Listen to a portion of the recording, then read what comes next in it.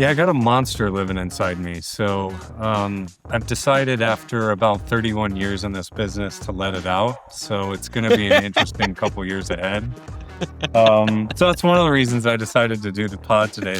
You invented the stories format, which is crazy. That's now on Instagram, Snapchat, Facebook. It's used by billions of people every day. But when you created it, how did you know that people would want that? It took off. It helped Instagram grow, helped Facebook grow, but they're still missing the soul. They got the product mechanics right and the business model right, but they got the soul all wrong. You're not the greatest if you become a billionaire. You're the greatest if you create a billion billionaires. The machine use of the internet already is dwarfing human use. So I call it AI paywalls. Every company is a taker. Give me money, pay me, give me money. I can hold my mind like, all right, whatever happens, I'm just gonna take that step. I'm gonna get out of bed. I'm gonna sit down at a computer. I'm gonna pick up the phone. I'm gonna go for a walk. I'm gonna take one step, then the next step. That's the it. next step, and the next step. I'm gonna keep getting back up. And I think that's how we beat the AI. Because the AI is gonna go, damn it, this planet just keeps getting back up no matter what I throw at them. Like they're weaker than me, they're slower than me, they're apes. They're dumb, they're dumb.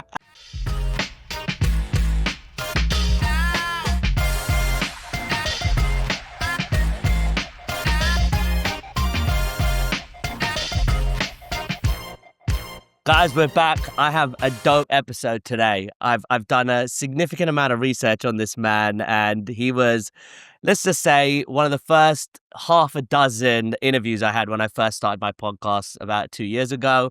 And over the time, I've seasoned myself. I've got more developed, and now I think I have probably the best episode I've ever run on the series so far. So, Sean, give us a 30-second intro to who you are, what you're about, and why anybody should listen for the next hour.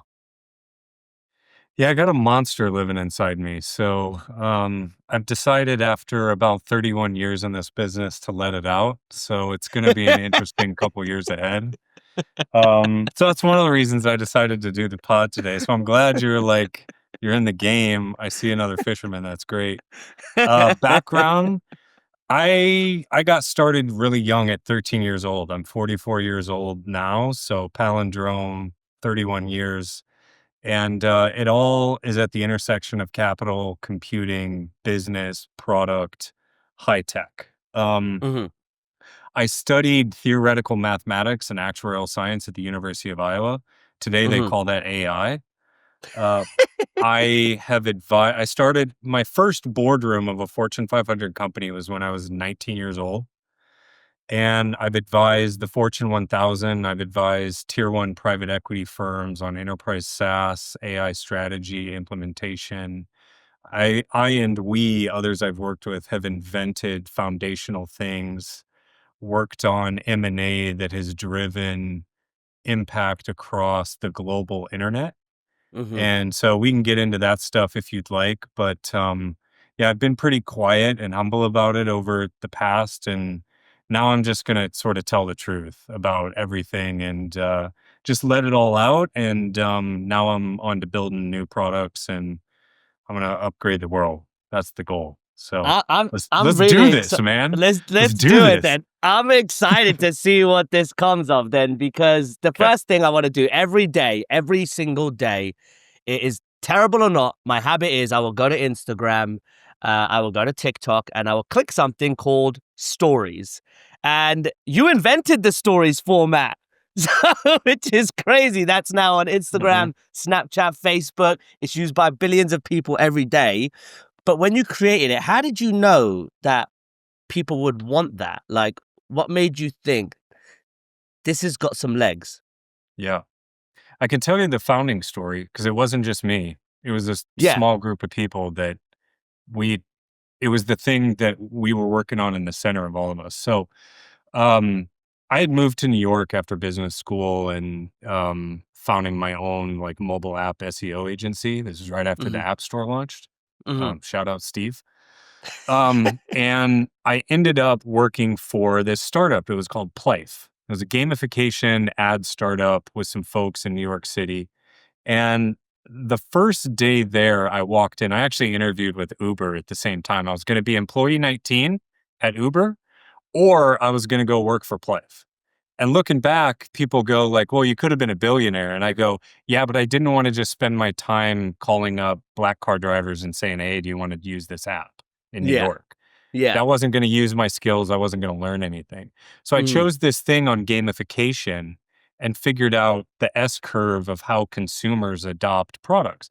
So the first day I walked into this thing, I opened the sliding door in this like co-working space in New York City, and I looked down and there's this crazy dude looking up at me. His name's Trag. And he's an intergalactic bard from like the third dimension. Used to be his like tagline on his email. Okay. So he's like a creative world builder guy. And then one of his best friends that he grew up with and went to animation school with, his name's Jared Trico. He now makes billion-dollar animated movies. And Trag went on to do like a bunch of stuff at Hasbro with toys and like Transformers and then Amazon. And now they're onto their own stuff. And so it's rad shit. So anyways, that startup didn't work out, but the three of us got together with another gentleman named Chris Fong, who's in New York. He's still in the startup space, product Mm-hmm. person, awesome Mm-hmm. stuff.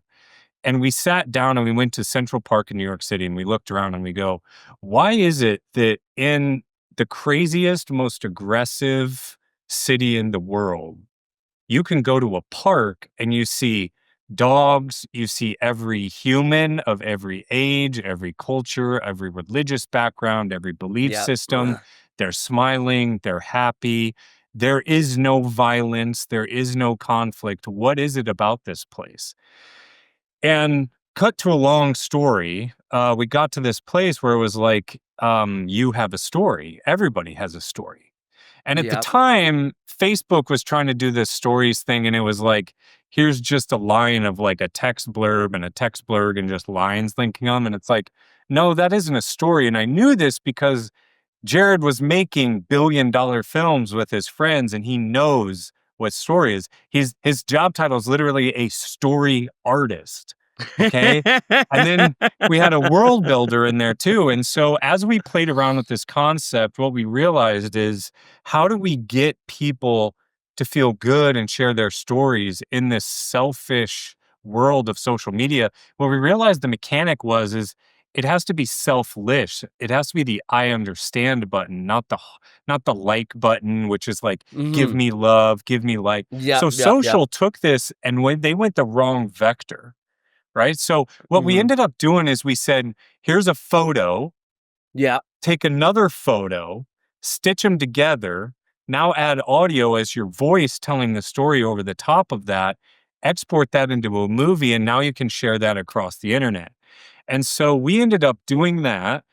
Mm-hmm. We created a character named Key, Kiiy. This was in Mm-hmm. 2012, mind you. This is 13 years ago. Key was an artificial intelligence that understood the emotion from your voice. It was an animated emoji who had different character features. Because why? Because we have an animator working on this. We had a story artist working on this. We had product people working on this who actually gave a shit about humanity. It wasn't Mm-hmm. just like, let me extract this and like sell ads and like make me a billionaire and be rich. It wasn't about us. It was about the people, right?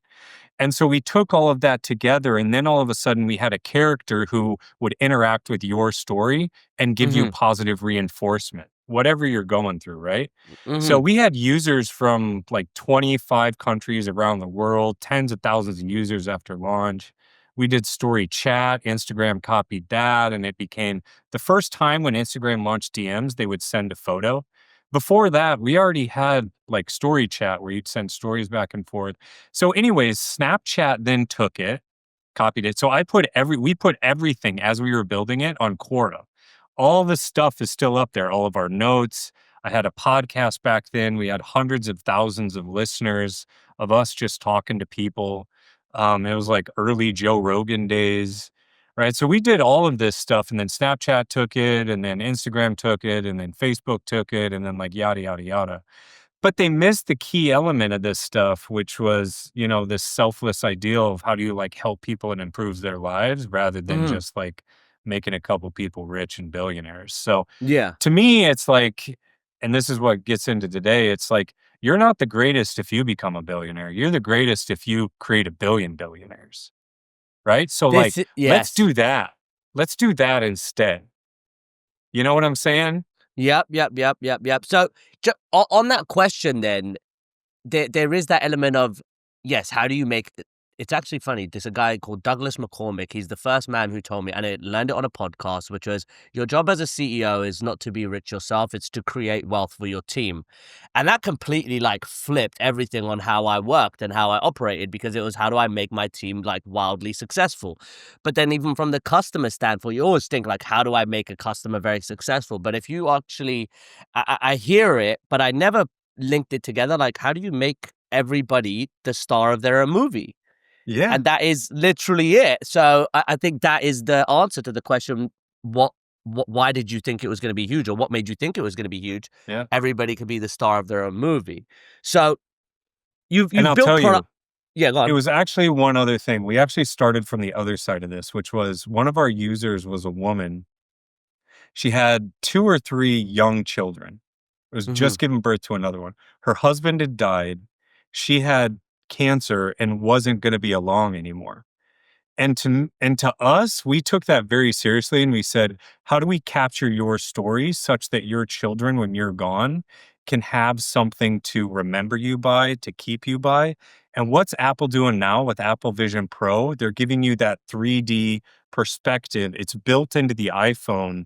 That is the reason. That is the purpose. It's not just for ego. It's like real human connection between like family members, and that's what drove us.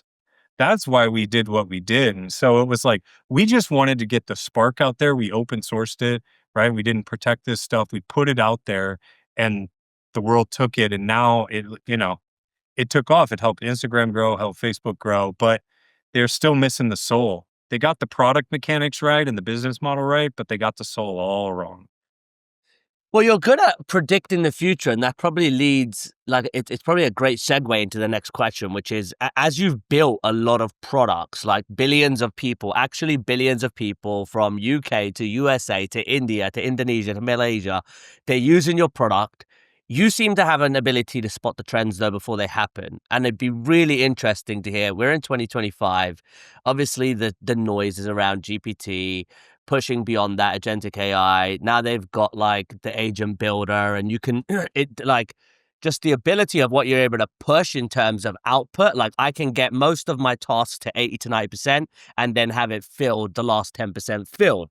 But how do you actually see what's coming next? Everybody's Mhm. focused on what's happening right now. How do you Man. actually figure out or actually see what's coming next? So let's say in the next 2 to 3 years. Yeah. I felt this way for a long time, the convergence of emerging technologies. So, spatial computing, augmented virtual reality, whatever. Also, self Hmm. driving, things moving around a three-dimensional world, three-dimensional objects. AI obviously is the logic layer. So, that was the interface layer. This is the logic layer. And then digital assets, blockchain, Bitcoin on the database and monetary layer. So, I actually named my company Evergence Yeah, I as saw the that. convergence of emerging tech and the business models that emerge from them. Yeah. So that's it. So then you have to extrapolate what happens. And what's funny is you don't get there by looking at the tech, right? The best Hmm. product people work backwards from humanity and the needs. So you have to do 2 things. You got to work backwards from humanity. You also have to work backwards from the machines now, because the machine use of the internet already is dwarfing human use.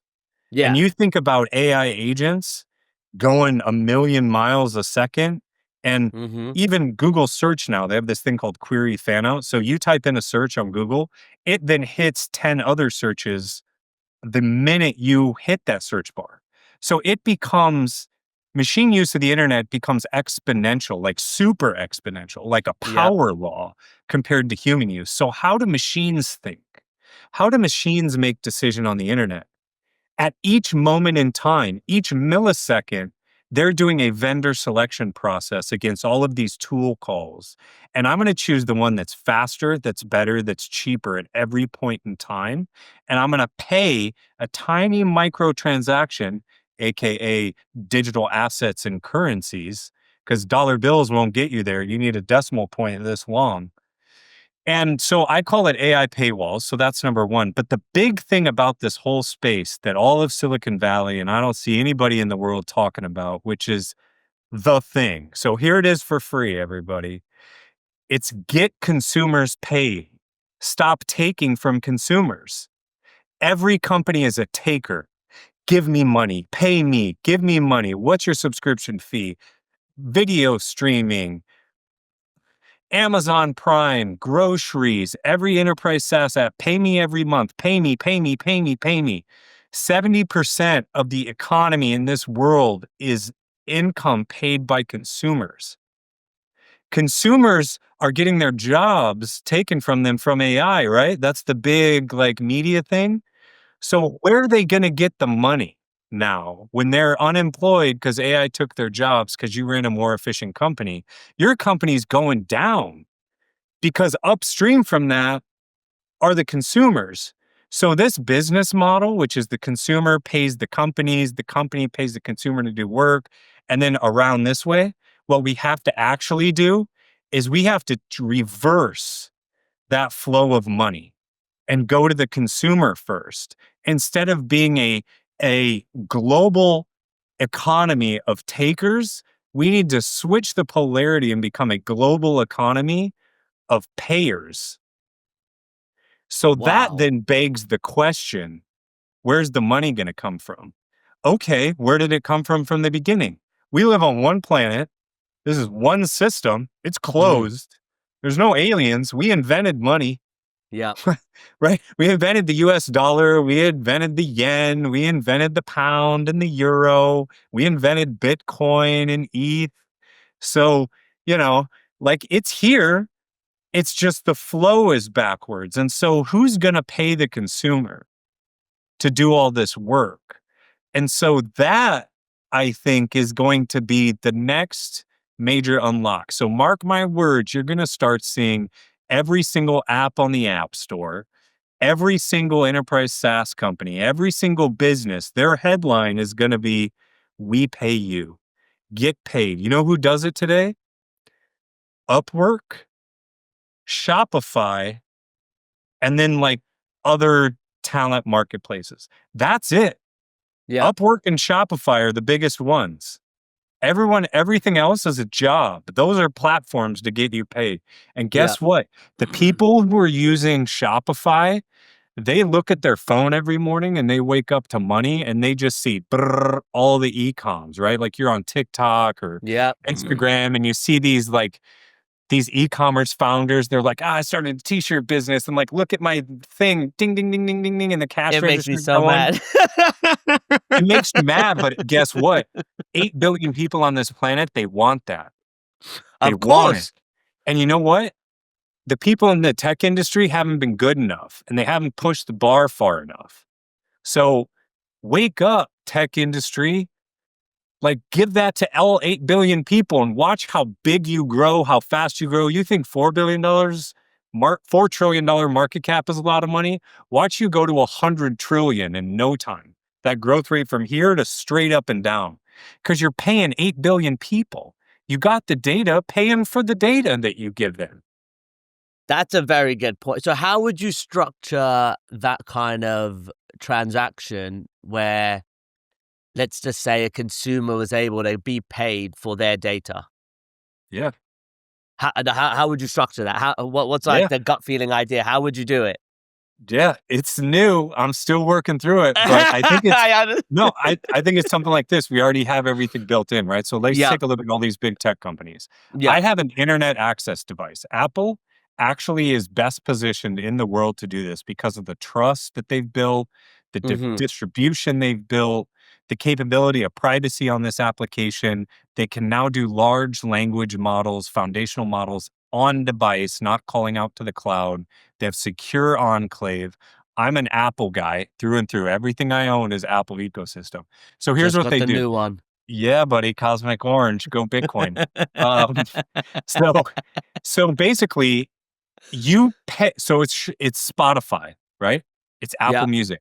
I pay musicians every stream. It's a Yeah.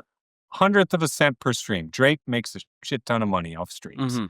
right? And Yes.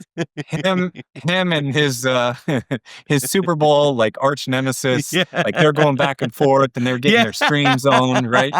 And so they're making a lot of money for the company, and Spotify's paying them on a per stream basis. Okay, so Apple can do the same thing, right? Like every time I tap on here, I'm doing data. Every time I interact with Facebook, I Yeah. interact with a website, I'm capturing data.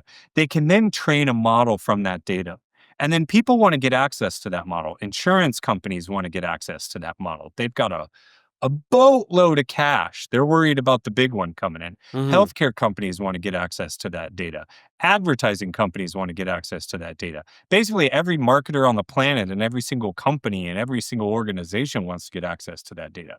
So they can Mhm. pay a subscription fee and chat with Chat GPT that's wrapped secure Apple GPT around this thing. They pay their $20, $50 a month, $40 of that $50.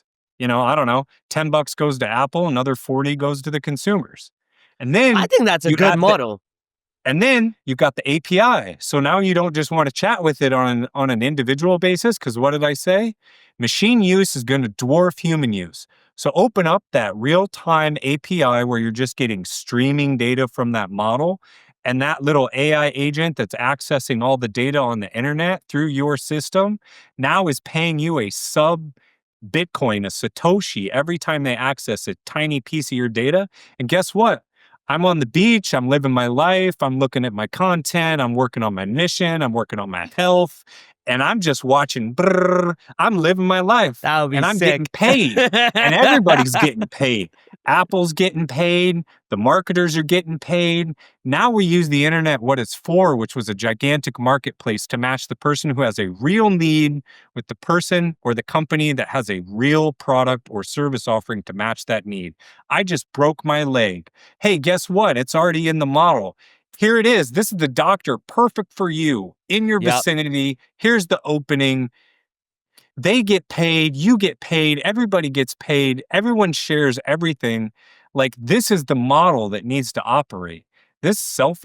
We can use selfish human behavior to hack the system and create a selfless system. It's there for the taking. We just need some people with some damn vision to make a product decision, write Yeah. the code, and release it into production. It takes as much as me, right? There's the requirement. I gave the internet this requirement. Write it in some code, git push, go. Go. This is easy. It's all set up. The internet's here. Chat I GPT's here. We got billions of devices, billions of users, people hungry for data. Put them together. It's free. If you're not going to do it, then I'm going to fucking go do it. I That's think it. look, it makes sense. Like, and you always will get those few like, I don't want to give up my data. I want to be private. I would say, all right, so opt in. If I have a subscription, I have probably 60 subscriptions across my life right now. And if every one of them was a situation where, yeah, like you said, we were paid 20, 30, 40, $50. Let's say it even was as good as $100 over 60. That's 6,000 in like a month.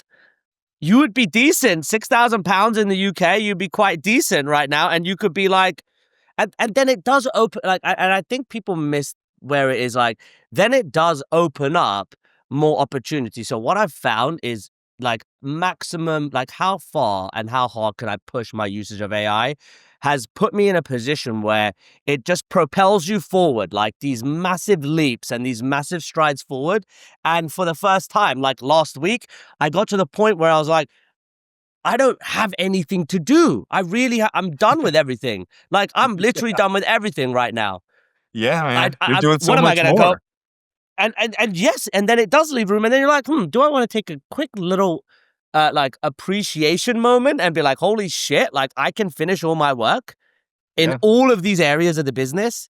Yeah. And then imagine, mate, like, if you can manifest or help others visualize what that plan looks like, a simple Mhm. token that says, you give us your data and we'll give you a token of Yeah. credit back for it. And we're going to use it like this and this and this to make you Yeah. have better products and sell your products easier and make more money as a business. Like, I think it adds up all together. So you got something called a pattern recognition superpower. And you say that your secret weapon is a pattern recognition across domains. And look, for me, that sounds pretty fancy, but what does it actually mean? Like, if I wanted to get better at spotting patterns, what would I actually do? Yeah. And one final point on the privacy thing, because it's so big, just Hmm. put up a sheet every day or however often in the settings screen that says, anonymize this, don't give it at all, or yes, you can say this is tied to my identity. Yeah, I'll say And give it that's it. away. Yeah, and that's it. And then every single person can decide exactly for them, and you remind them per Steve Jobs at the D3 conference, whatever. So yeah, so pattern recognition, you know how you do it? Your brain is a pattern recognizer. All you have Okay. to do is feed it more data. So you're in this one zone, this one area. Now take that same kind of attention, focus, interest, and then step adjacent, one adjacent area, or go crazy and go perpendicular. So not parallel, perpendicular. So like maybe I'm always in tech. What's the complete opposite of tech? Nature, gardening, right? So if I want to do pattern recognition, all right, let me go to the original source of all technology, which is nature. We just don't understand how the tech works yet, and then Okay. go stand in nature and look like, oh shit, actually that tree, the way it's like branched out in the fractal nature, that actually does look like a brain. And maybe that is encoding an LLM's neural architecture in a physical dimension. And I can see it. And that's the same thing with a leaf. And then I'll give you an example. So I'm running a lot these days. So I Mm. went running yesterday. I think it was yesterday. I don't know. I run like a 5K every other day now because I got a bunch of energy. So I'm running by this little pond, Yeah. and the sun's shining down. And like in the grass in a pond, all of a sudden you see these like little gnats. So Yeah. you ever run through them sometimes, you're walking up, you're like, ah, God, where did these come from? Yeah. Yeah. And I'm looking, and the sun's in such a way where I can see there's like these filter streams, and there's like 20 of them. And what I've noticed, and there's nothing else. There's no wind, there's no like wires to hang on, there's no cobwebs. It's just these little like invisible poles of energy that these little like gnat things are swarming around. And there's Mhm. like 50 of them in different placements. And I'm like, shit, man, there's so much in this universe that we can't see from our little feeble sensors in our Yep. eyes and our ears and our smell. And I'm like, I'm literally witnessing it. Like these little gnats are making real what isn't real. And then it's like, there's structures and subsystems that exist in the real world, and it's like all the stuff that I've studied, it's like instantaneous pattern recognition. And then you just start to notice stuff.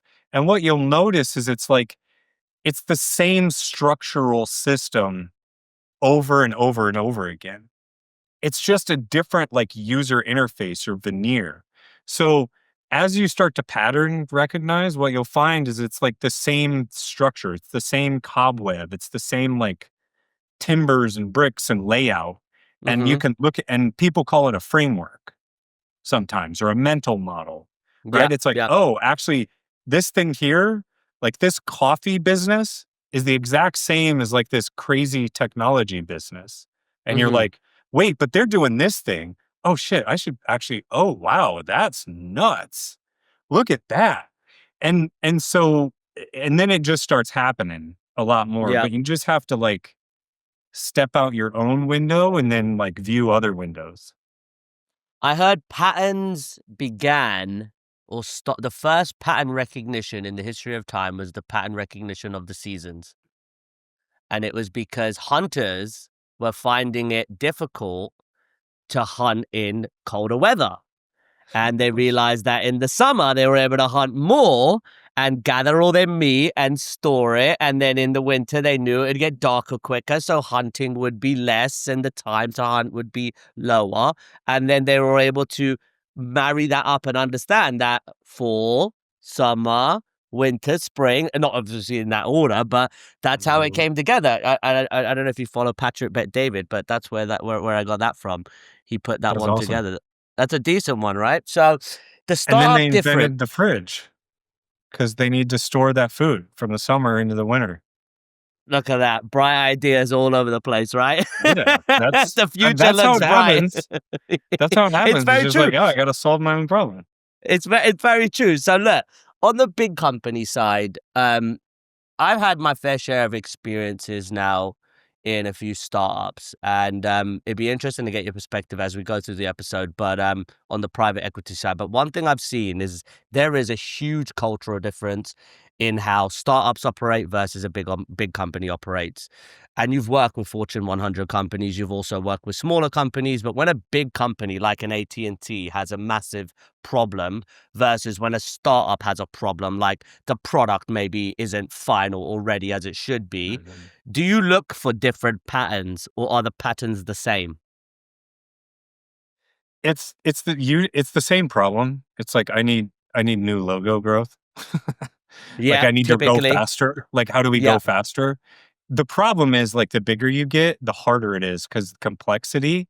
And then you're trying to move a giant ship and the organizational velocity and the organizational design and how information moves and how you manage that and how you incentivize that.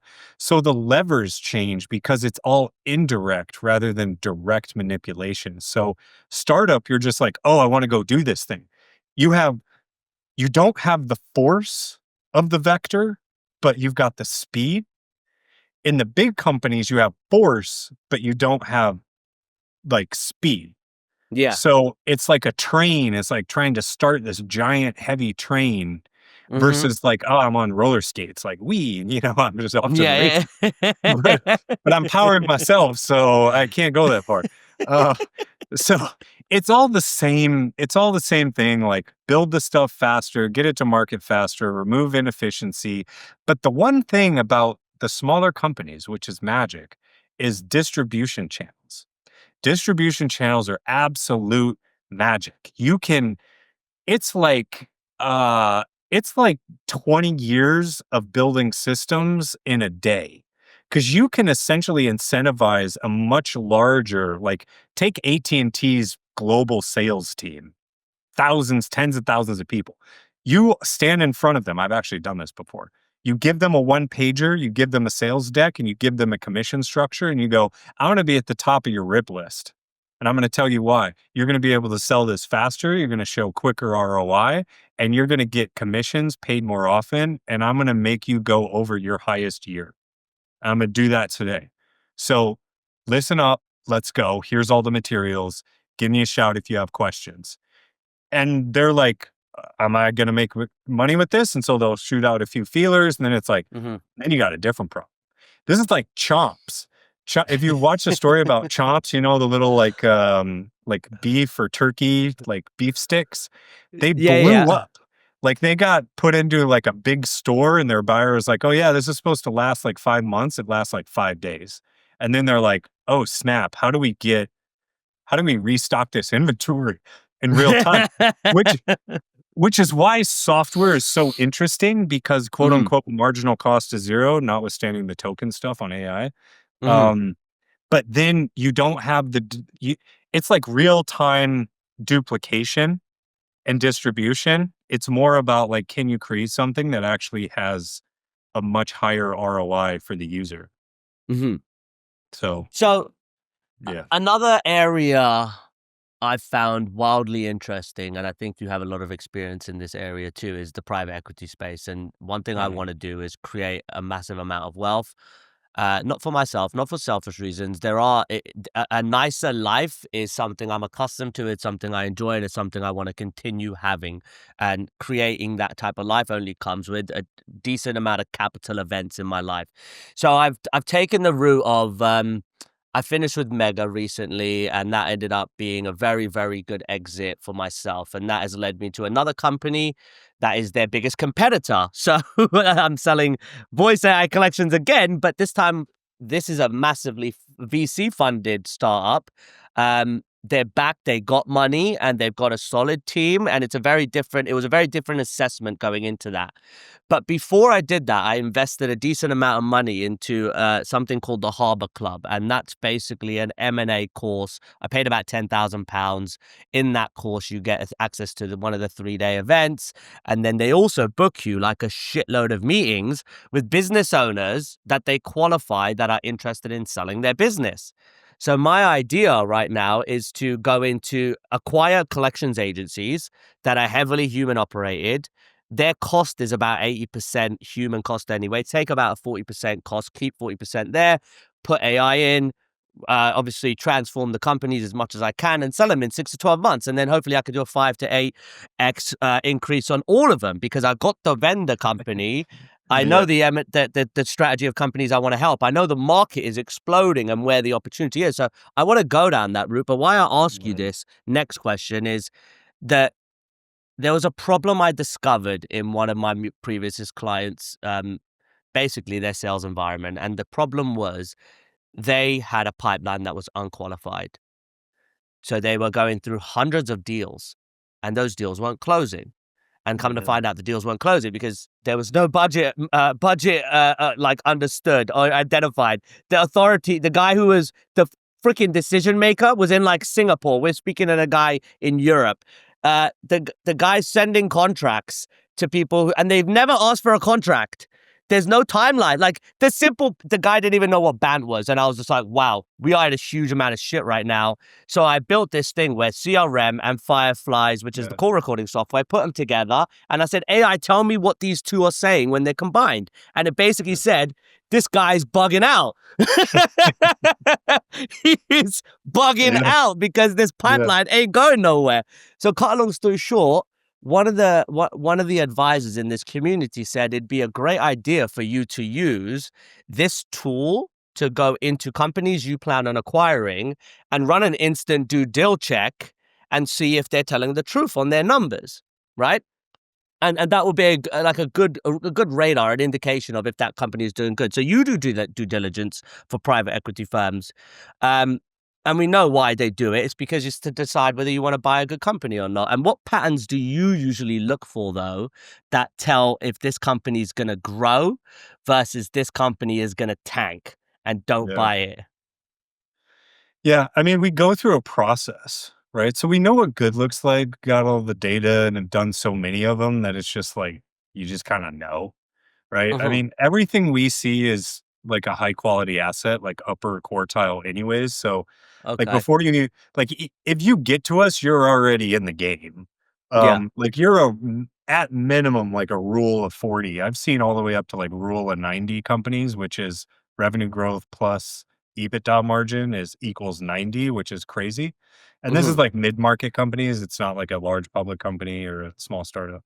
So we'll go through a process, right? I mean, it's like an AI is on everyone's mind, every investment committee's mind. It's like, shit, what's the strategy for our portfolio company? Like, what's the roadmap? Right? Like, what do customers want? So we'll look at closed won rates. We'll look at top of funnel.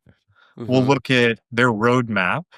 We'll interview experts in the industry. We'll do a competitive analysis of features, go to market, all of that sort of thing.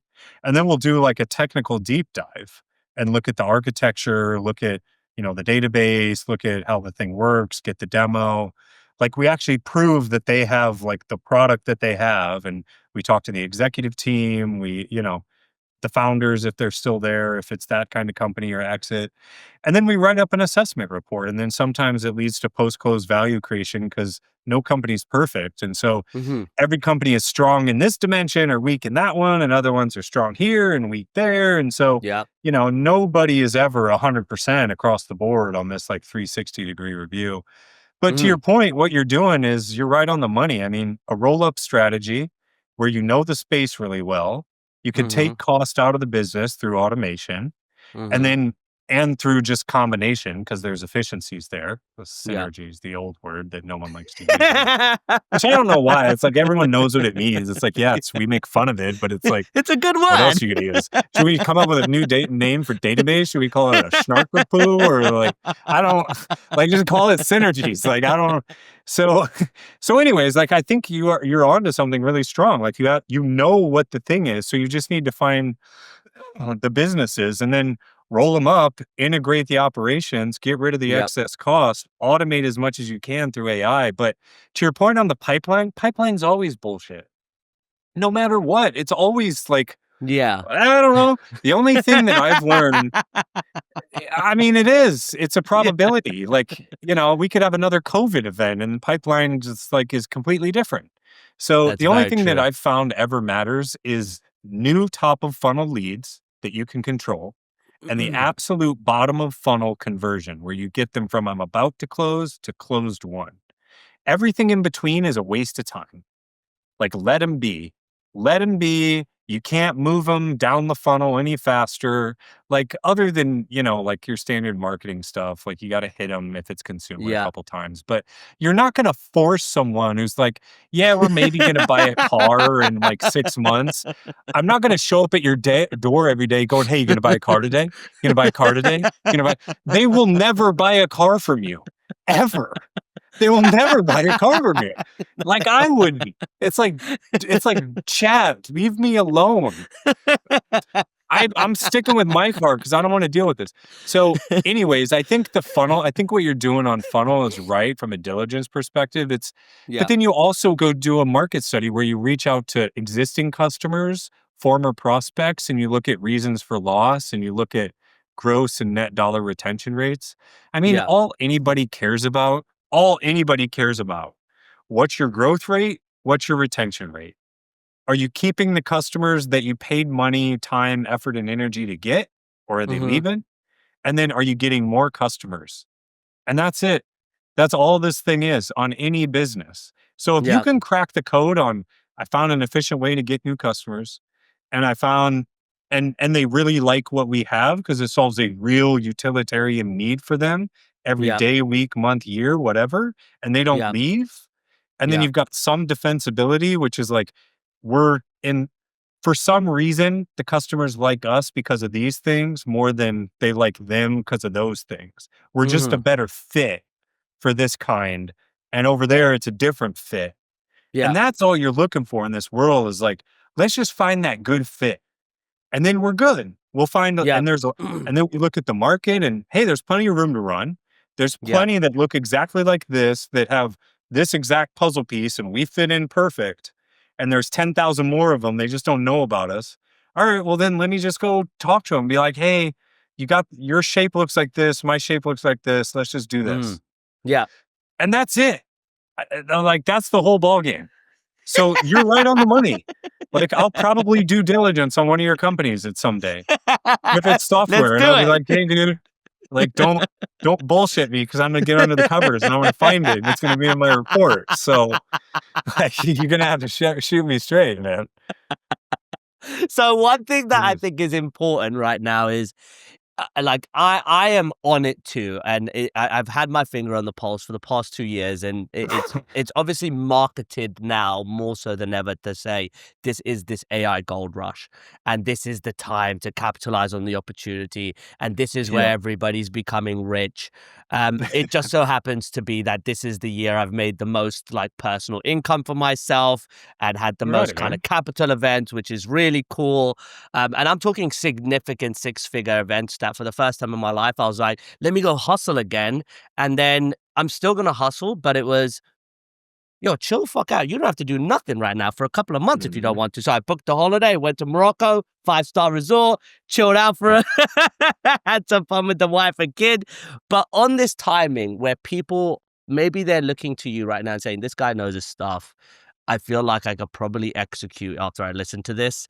You've been mhm. early to mobile apps, social media, AI now, big trends. How do you know when it's the right time to jump on something new versus when it's too early and you Mhm. might end up wasting money? Oh, yeah, I've failed on that one because I'm super gung ho about the possibility of technology for good because I've Yeah, seen the transformation it can have. yeah. The love of the game. This is the love of the game for me. It's not a money thing for me. Mhm. Um, and I will tell you, I have completely, and others around me who feel the same have failed because it's too early is the same as wrong. So that I've learned that exact question, which I'm going to answer. I've learned the hard way. So this comes from a lot of scar tissue. So the diffusion of technology, it's this bell curve, right? That like the Mm-hmm. normal distribution of bell curve. So that you talk about like the innovators, the early adopters, the early majority, the late majority, the laggards. You've heard these things, right? Yeah, So yeah, yeah, yeah, yeah. there's this famous book called Crossing the Chasm.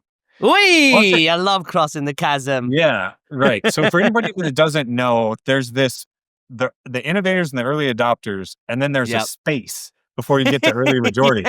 And it's a space, man. Like if you've ever like jumped off that and like fall into your death, it's for real. So uh yeah, it's not for the weak of heart. Like this isn't Indiana Jones on the Last Crusade at the very end of the Yeah. movie where he like walks out onto the platform and he's like the penitent man and like, I gotta trust God. No, I've fallen straight off that cliff. There was nothing under there. So anyways, it's real. I can attest to that. It's real. All this gray in my beard and like starting up here. Yeah, that's from dying. Like luckily I got Mario lives. So anyways, what I found is like, you have to look at that. So we got 8 billion humans on the planet. You got to get past like 1.3 billion, a couple billion people. Like that's the chasm. Yeah. The chasm is it has to cross a couple billion people. So if you go backwards from the right, think about what has 100% adoption: food, water, healthcare, Yeah. right? Like Yeah, things that's you true. need. Oxygen is 100% adoption as a technology for humanity. If you go a little bit further down, it's like, what's the technology? It's electricity, which is like 6 billion people. And right Yeah. after that, what's interesting from the right to the left, SMS. SMS is the most adopted technology. Now, think about ChatGPT with almost 1 billion users. Why did it become successful? Because it's using SMS interface that 6 billion people Yep. already know how to I use. agree with that. I agree with that. 100%. So here's a hack. If you want to commercialize your product in emerging technologies, wrap it in an interface or in a technology like TV that's Yep. already distributed across the planet and people know how to use and interact with it. So the question then is like, now that chasm at like 1.5 billion people, have we crossed it? So Mhm. AI, ChatGPT right now, as we sit in October 2025, has 800 million weekly active users. That's what they Yeah. reported. Absolutely. Google Yeah. AI overviews on the Google homepage probably has like 3 billion more users, right? Mhm. That gets them across the chasm, right? There's billions of users who have seen a little bit of AI. They've interacted Yeah. with it. Mhm. So AI has crossed the chasm. Forget the media reports, forget the money being spent. Yeah. Consumers have interacted with AI greater than 1 billion people. It's crossed the chasm. It's not going away. You Nope. are good to invest in AI Yeah. behind that major macro trend. Now, think about spatial computing, the Apple Vision Pro, the Meta glasses, VR, AR. Does it have 1 billion users yet? It doesn't. Waymo I'm gonna cars, be one of them. self-driving, it's not past 1 billion yet. So you're in dangerous territory still, right? Digital assets, Bitcoin. It's the whole digital asset community is like $3-4 billion. Bitcoin's like 2.5. Mhm. Yeah, Bitcoin's 2.2 trillion right now. So the whole digital asset ecosystem is about $4 trillion. Money movement every year is 250 trillion. So 4 divided by 250, you're at a percentage point. There's maybe 400 million wallets, maybe a couple 100 million users of digital assets today. It's not 1 Mhm. billion. So that means you have plenty of room to run. The United States regulatory framework, the current sitting president, it's all tailwinds now. So Mhm. I truly believe that. So what came first was AI. Right Mhm. behind that is digital assets. And right behind that is your spatial computing. And then behind that is robotics because the phone, the wearable, the watch, then the cars, then the humanoids, right? So you have to think about this diffusion of emerging technologies as it comes across. So you bet. So now what's happening, and I see this every day, is Fortune 500 companies, I'm building products for them. in AI. Mhm. Mhm. Private equity, every single private equity conversation over the last 2 years, every single portfolio company, whether they want to or not, is getting forced to build AI into their products or transform their business into an AI first business. It ain't going away. And Bitcoin fiat debasement is real. In the US, we don't feel it as much, but you go to like a second or third world country around the world and like, what are you talking about? I'm going to use the government money? Like it's not even That's worth me. crazy. Like it's cheaper for me to burn your currency than to buy logs to put in my fireplace to keep me warm. And you can't tell me that Bitcoin's not going to be a thing. So yeah, so what's happening is AI and then Bitcoin digital assets and tokenizations coming right behind that for all physical assets. That's going Mhm. to ramp really big. And then right behind that, now we're saying now I have a new interface and you're going to put on those glasses for everything you do, which is going to train the better self-driving cars, which trains the robotics. This thing is going to start compounding like nothing we've ever seen on the planet before. And so all you need to do is you need to bet behind these major trends and find the market leadership position while you start getting smart about working with and building and productizing these things. The end. Wow, dude. So look, it's very interesting that you've put that together, and I had a look at the Apple Vision Pro glasses, and I'm the type of guy that I love having loads of screens. When I was young and I watched Wall Street for the first time and I saw all the screens, the trading Yeah. screens, I was like, I want that. I want to be him. Yeah. Yeah. Or And this then guy. Yeah. I wanted to be that guy. And even now, like I'm at home right now, but I got 3 screens in my office, and I love like that whole feeling of like that being immersed in work and being surrounded by it. And then if you're in this vision thing, Apple Vision, you can actually see you're in your living room and these screens are everywhere. And it's like, Mhm. this is absolutely insane. And it dawns the question that I've heard. I'd love for you to clear this up. It's about competitive moats, right? And you've Mhm. got Apple Vision, which is again immersive technology. Then you've got the Meta glasses. Then you've got all these other companies, and they're all kind of doing the same thing. So what is the competitive moat there? But the real Mhm. question is, you help companies design strategies that competitors can't replicate. I'm even having this question with my team right now. How do we Yeah. build something that is like defensible? So, what patterns do you look for that tell you a company has built something their competitors will struggle to copy? Yeah. The big one's brand. That's so I'll start there. So brand is the one at scale. Cornered Mm-hmm. resource is the one at the very end of the other side, which is like you. You're a Yep. founder, right? You in that world that you just described, you have intrinsic value knowledge that nobody else has. It's not out on the internet in public space. I mean, you can probably like get there and Hmm. find it, but you have a nuance where you can like weirdly guide a needle through these crazy little threads that nobody else can do. And that's defensible. That's defensibility. And you've built that up over time through like rote knowledge and learning. So the Mm-hmm. other side is brand. So take like Apple. So Johnny Ive partnered with Sam Altman and they're Yep. trying to get a cornered resource. Everybody wants Johnny Ive to build their, industrial hardware product, Mm. but Yep. OpenAI has them as a cornered resource. But brand, right? AI, Yep. all this like Hollywood shit. Who do you? Here's a question. This is a funny one. You have a small child, right? Yep. Name the tech company that you trust to put a humanoid robot in the house with your young daughter or son, and you leave for a week and you trust that it's going to be okay. Which rank them? Apple, Meta, Google, Tesla, Elon?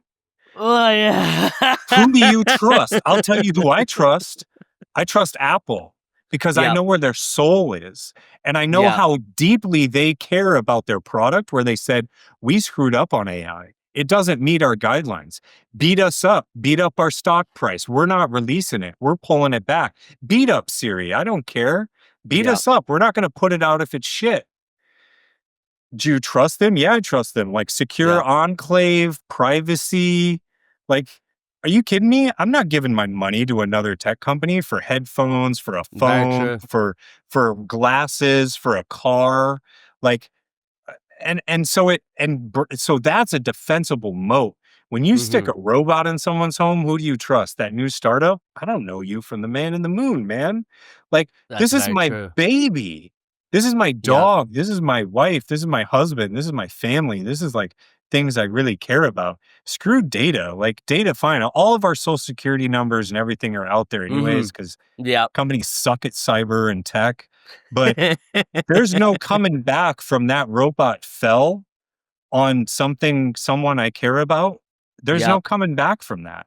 No. There's no lawsuit that protects you from that. So we can get into all the like heady competitive strategy, like all the design and network effects and yada yada. Hmm. But to me, that's the one. It's a feeling. And you go to New York City and you stop on the street and you ask 1,000 people who they trust to take care of their baby as a robot, what brand? Maybe it doesn't exist, and they'll say nobody. And then that's when the hard work comes, which is like, shit. Well, what are the actual product requirements, the business requirements, the brand requirements that prove that this is trustworthy? And that, especially as healthcare turns into medicine, turns into like drug discovery to delivery through AI, and I'm going to put like medicine and microbots in my body, and I'm going to trust that as well. Brand is going to be the thing. So who are you? Who's the people at the top? Who funded it? Who Yep. controls it? Why are they here? What's their mission? What have they built into the product? What have they built into the team? What have they done in the past? What are their like things they're trying to hide? Like, what's the worst thing they've ever done in life? Hmm. Because the people who build tech take themselves and put it into the technology. So if your values are shit, your product's value is shit and your brand is shit.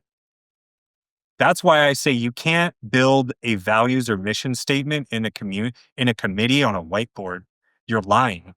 Yeah. Who are you? Who are you? Yep.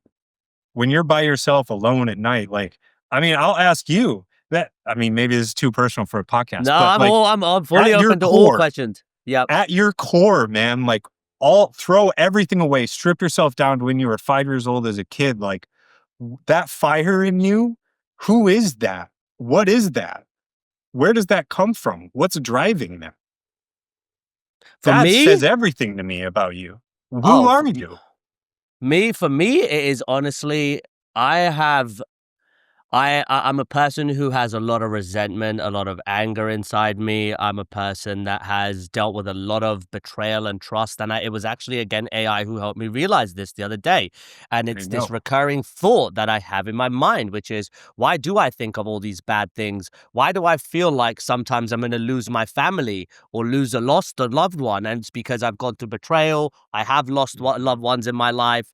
And it brings me to a place of, I think I'm resentful. I think I'm dealing with anger, but I'm actually someone who's just very hurt and is trying to really prove something big to myself and Yeah, there achieve it it is. so that, Yeah. like, I can look in the mirror. And yes, there's an element of, I want to be the guy that everybody said he will fuck up and I shit on them. Like, this, Yeah. like, it's not about that. That's Keep not what it's getting about. up. Keep getting This back is up. me. It's how do I Yeah. believe? How do I keep staying resilient? And how do I prove to myself? And like at the end of the day, my daughter, like my dad is a G. Like I want to be like my dad, right? My husband, my wife, I want her to be like my husband is dope. Like he is the coolest fucking husband in the world. And I want people around me to enjoy that, that, that, that excitement, that fun energy. But this is the surface, right? What you get on Shane Mahi's surface is this very energetic, Yeah. humorous, lovely kind of guy. But then there is this deep, dark, like Mhm. demonic side of me that has dealt with, let's say, I'm not going to say trauma, but I've dealt with some serious shit that, It like, is. it does affect me. It does affect who I am on the inside. And that is why I present myself in a certain way to the world, which is because those values, again, once those values, like on this side of the fence in the frontal view, and then obviously within that and deep inside, if that deep Mhm. inside is exposed and it's not something you can like vouch for or somebody can be proud to be around, or then you got a bigger problem on your hands. So it's better to be true to yourself, and Yeah. that is kind of my story, or what I am about. You have a story, man. See, I'm telling you, it's powerful, because you give first in this way and it opens people up. And I say, I Mm-hmm. understand because I know exactly what you're talking about. Mm-hmm. I've been through betrayal. I've been through like letdowns. Everyone has. And it's this like, yeah, I was screwed. Like I was gonna say the F word, but we're It's we're not fine. We doing can swear. French. This is not French language appropriate. So we don't have the translation going. So but yeah, man, it's like I want to prove something. And at first you're like, I'm gonna prove it to all of them and everybody. And what you realize when you're quiet and it's like, no, actually I'm proving it to myself. And what Mm-hmm. you do, what happens, and I think you're there, is you look backwards and you go, well, shit, like I went through that and some people were there for me, but ultimately it was me that picked myself Yep. up. But then I did that thing. And then like I did that thing and no one was there. Like no one else did that for me. I chose in my mind to do that. And I did that thing. And then that's where your source of your power is, because then you're Yep. like, then you can stop being afraid because you look backwards and you go, well, whatever the world throws at me, it's gonna suck, and I don't want it, and I really am dreading this because I know what life is and something's gonna happen. It's not gonna be all roses, but I can hold in my mind like, "All right, whatever happens, I'm just gonna take that step. I'm gonna get out of bed. I'm gonna sit down at a computer. I'm gonna pick up the phone. I'm gonna go for a walk. I'm gonna take one step, then the next step, That's the it. next step, and the next step. I'm gonna keep getting back up." And I think that's how we beat the AI, because the AI is gonna go, "Damn it, this planet just keeps getting back up no matter what I throw at them. Like they're weaker than me. They're slower than me. They're apes. They're dumb. They're dumb. Why are you so dumb? Why do you keep getting back up?" It's this great line from The Matrix. And he goes, "Because I choose to." And it's like, That is a yeah, very good because I line. choose to. Yeah, man. So I'm with you there. I've been through that. Like we've all been through that. So yeah, and I'm trying to stay in that space too. It's hard. It's hard, It but definitely is. It definitely is. But I think one thing that I've learned is, as much as all the hard times do come together and you can learn to be grateful and appreciate, and it is like, it really does sound cheesy sometimes, but being grateful does change how you see things. It takes away all the kind of comparison kind of things that you look at in your life, when if there ever has been a point like that. And even for the first time in my life, it was Saturday. It was Saturday or Sunday. And I was sitting on the sofa and I had nothing to do with work because everything is fucking finished. And I'm reading a Dalai yeah. Lama book and it's about achieving happiness and unlocking like this different set of happiness and perspectives in life. And I really just want to focus on, how do I make my life just really enjoyable right now? How do I get like absolute peace, right? How do Mhm. I be compassionate and really caring about everything around me? It makes a massive difference. So I want to give the audience one key takeaway. We've hit the top of the hour. I Mhm. think there's a ton of value in this, and I think we got to do this again. But what's something that people can do every day to train their brain to see patterns for opportunity better? Hmm. I think you just gotta get in the game. You got to play the game. You got to get out there. You got to put your mind into it. You got to interact with things. You got to think about things. Heck, throw up Chat GPT and put a prompt in and just be like, "Hey, I saw this thing and like this thing. And what do you think it means?" To me, it's a thought partner, right? I mean, it's like, I want to explore this space. I don't quite know what it is. Like, help give me some answers, help me refine my thinking, and then like you'll get some nuggets that you weren't thinking about. And so that's great. It just fills in blanks a lot faster. And so, yeah, I think, even less than pattern recognition, I think it's more important to just be back on the thing you said. Cause ultimately, like what drives you, what is your mission? Like, where are you headed? Like, once you define your mission, that's great. And then you just keep making steps toward it. And there's going to be wandering pathways along the way. But Yeah. Yeah, it's like I use this mental model where it's like I split myself in half and there's two Seans. There's one who just sits in a chair and just hopes and does like, oh, I'm in alignment and I attract, it's like the law of attraction. And then there's the other Sean who gets his butt out of the chair and Yeah. he goes, runs a 5K, he lifts heavy, he starts emailing people, like he grinds through work as high quality as he possibly can at the Mhm. speed of AI. And it's like, which one's going to get more done? Which one feels more um, fulfilled? And it's like, which Yep, one has that's less the word. stress? Which one goes to bed at night and feels better about themselves and removes the anxiety and the worry? And well, it's the one who just like got up from the chair. So it's like, It really is just get true. up from the chair, like do something, do anything. Like just open that computer up, sit down at the keyboard every day for 3 decades and just keep typing. Like I good think things the will best happen. the best quote to end this then is the journey of 1,000 miles begins with a single step. That's right. Well, Everyone. that's it. That's Until the we pod, invent everybody. portals, then we do portals and then it's just one step. Yeah, That would be brother. nice. Well, that's it. Yeah. Any last words for anybody watching? Where can they find you? Where can they learn more? What's coming up next?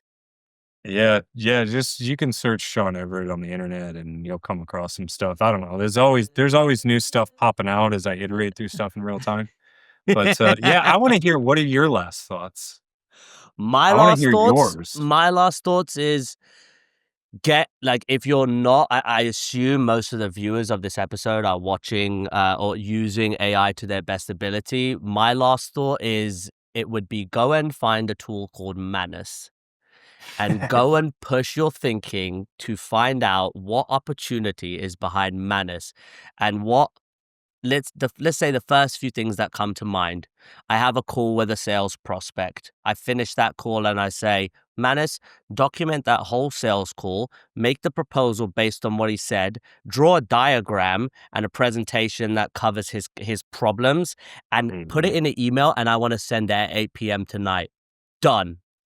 Make me my web. So then I have a custom GPT that has all my company information. Make me, again, just here's all the information. Make me a landing page. Great. Make me a reseller page. Make me a partner page. Make me Yeah. a system integrator page. Make me my about page. Make me my investor page. Make me my ROI calculator. Oh, let's do a score up assessment form. Like Yeah. 9 pages of shit that just created, like, all done. And then the sales, make me all of my podcast collateral. How should the podcast be done? How Sean's podcast is today. Make me my podcast questions for Sean. Go and do research on him, his company, and bring me the best questions over 45 minutes. We did an hour and 5 minutes because you talked a little bit extra, but we got it done, right? We're doing it. That's right. We're here, buddy. so, so that's for me. Go get your feet wet in some juicy AI, and Manus is the one that I recommend. Giddy up. Love it, That's dude. it, dude. That's a wrap. Everybody, peace out. Thank you very much for taking the time to watch this episode and staying here the whole way through. If you like what you saw, click subscribe. It'll take you 2 seconds. It helps me reach amazing guests and deliver valuable content for you. And if you ever want to find out what we do as a business, go to www.gorevintel.com, and that is the place where we help you make decisions that are backed by intelligence, and it's for founder CEOs. That's it for me for now. I'll see you on the next episode. Bye.